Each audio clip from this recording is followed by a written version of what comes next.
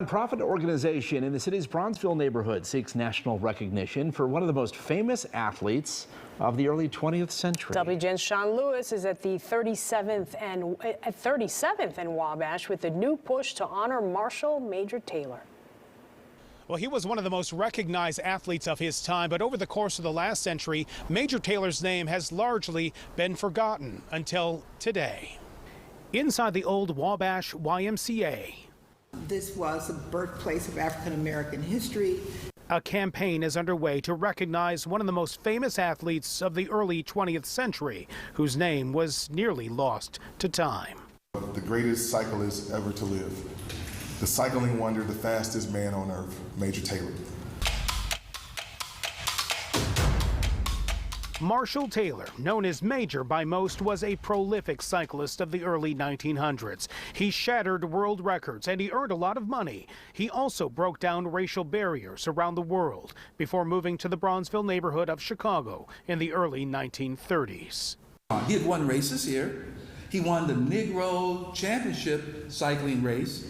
And so he resided here and he came here to sell his autobiography.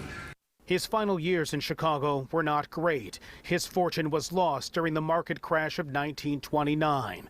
Taylor, once a world-famous athlete, died penniless in the charity ward of Cook County Hospital in 1932.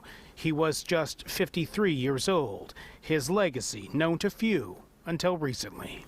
And I'm just one of many people that have never heard his name because he is lost in the history books. Bill Gaston is now the head of the Major Taylor International Cycling Alliance, which has clubs around the world named in Taylor's honor. How you feeling today? Including one in Chicago, which is also the home of the latest push to recognize Taylor. Today, his great-granddaughter came to Bronzeville. So it says it's signed. Okay.